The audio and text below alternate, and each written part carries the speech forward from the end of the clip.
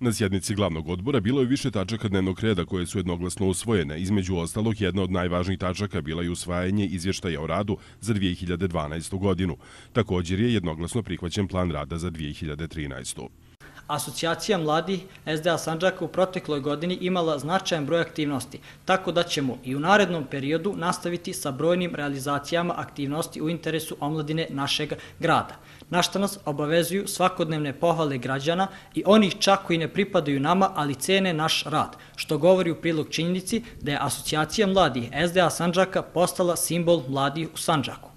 Naš glavni prioritet u ovoj godini jeste obnavljanje sandžačkih igara i što veća zastupljenost mladih u politici, jer smo mi, kao stranka, jedini imenovali i dali legitimitet mladim ljudima na odgovornim funkcijama i time pokazali da Novi Pazar, kao najmlađi grad u Evropi, vode mladi i perspektivni kadrovi koji dolaze upravo iz Asocijacije mladih Stranke demokratske akcije Sandžaka.